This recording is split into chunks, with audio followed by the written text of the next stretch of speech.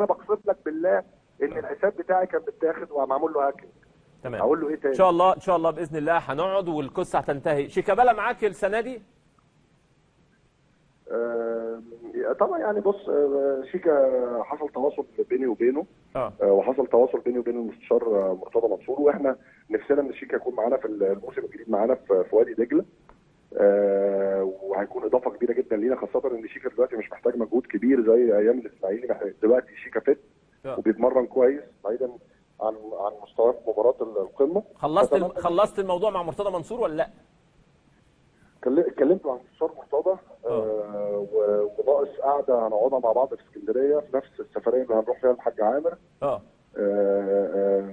نخلص موضوع شيكا ان شاء الله. طب ان شاء الله الف مبروك ان شاء الله، ويعني ربنا يوفقك السنه دي، موسم جيد ان شاء الله. اتمنى لك يا ميدو كل التوفيق.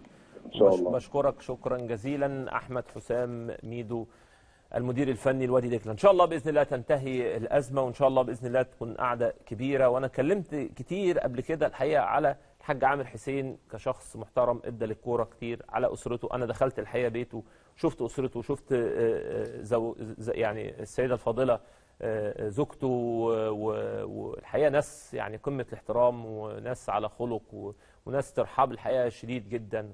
واي ازمه الحقيقه بتبقى مأزمانه جدا في الوسط الرياضي. ان شاء الله باذن الله تنتهي على خير، وما يكونش فيه ازمات في الفتره القادمه.